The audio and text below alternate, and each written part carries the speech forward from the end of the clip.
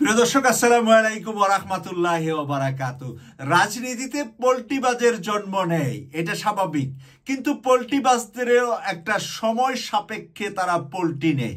একজনের সাথে 5 বছর থাকে অথবা 10 বছর থাকে, তারপরে তারা পল্টি নিয়ে অন্য জনের কাছে যা বা অন্য গ্রুপের কাছে যা।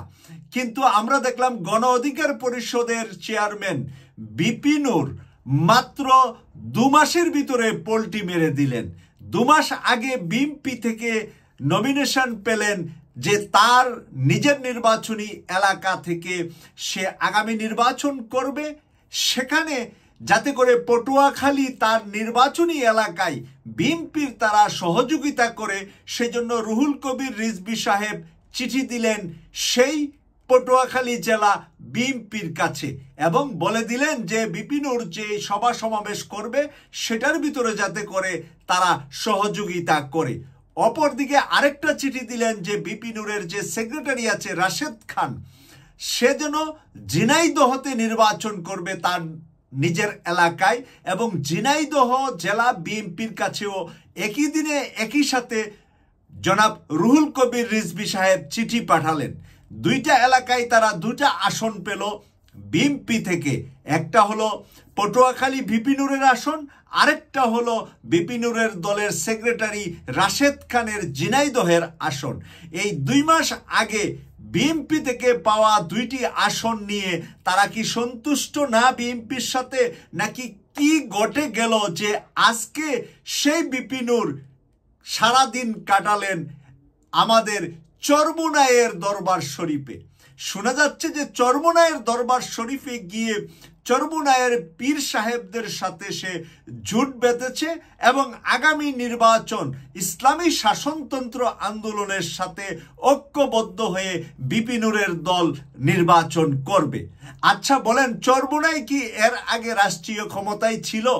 চরমোনাইয়ের শাসনতন্ত্র দল থেকে কি একজন এমপি 53 বছর বাংলাদেশের হয়েছে? আমি শুধু শুনেছি যে চরমোনাইয়ের এক পীরের ছেলে ইউনিয়ন পরিষদের চেয়ারম্যান হয়েছিলেন। প্রিয় দর্শক, একটা দলের যদি ইউনিয়ন পরিষদের চেয়ারম্যান হয়, কোনোদিন এমপি না হয়, তার সাথে দল বেঁধে বিপি নূর নিজে কি পাবে? এক ভিক্ষুকের কাছে আরেক ভিক্ষুক গিয়ে যদি বলে আমাকে ভিক্ষা দেন, ওই ভিক্ষুক কি নিজে খাবে নাকি তাকে দিবে? প্রিয় দর্শক, চরমোনাই যেখানে বিভিন্ন জায়গায় ঘুরছে, আমরা কিছুদিন আগেও শুনলাম যে চরমোনাই জামাতের সাথে ঐক্য করবে, ইসলামী বিভিন্ন দলগুলা জামাতের সাথে ঐক্য করবে, হেফাজতে ইসলাম জামাতের সাথে ঐক্য করবে। এখন যদি বিপি নূর গিয়া বলে আমি চরমোনাইয়ের সাথে ঐক্য করব, তাহলে ব্যাপারটা উল্টা হলো কিনা? এতদিন বিএনপির সাথে ছিল, বিএনপির সাথে যদি বিপি নূর থাকতো তাহলে সবাই এটাকে সাধুবাদ জানাতো এবং বলতো যে ঠিক আছে, এটা উপযুক্ত। বিএনপির মতো একটা বড় দল থেকে যদি তারা দুজনকে 2টা আসন ছেড়ে দেয়, তাহলে তারা হয়তো বা সংসদে যেতে পারবে।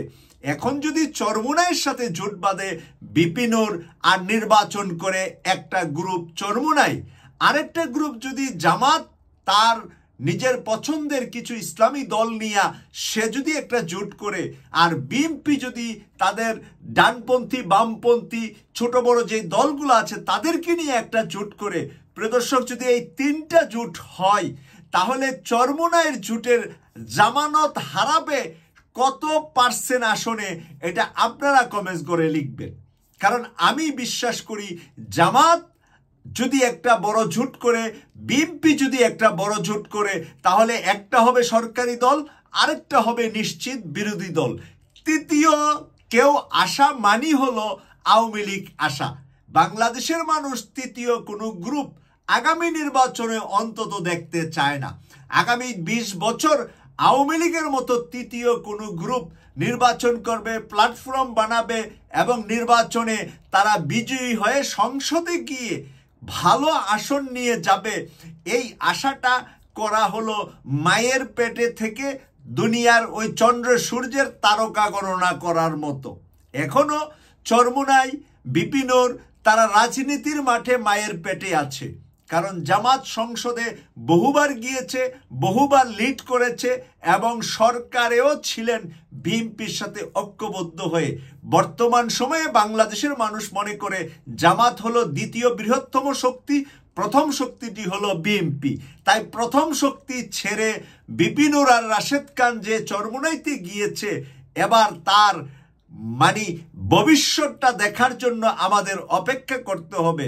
আর আমার একটা কথা হলো, মুনাফিকি করেন আর যাই করেন, বিএনপি থেকে কেন আপনারা চিঠিটা নিলেন 2 মাস আগে, যেই চিঠিটা নিয়ে আমরা লাইভ করেছি, টকশো করেছি, কথা বলেছি, সবাই জানে, একেবারে বাংলাদেশের জাতীয় পত্রিকাগুলোতে এসেছে।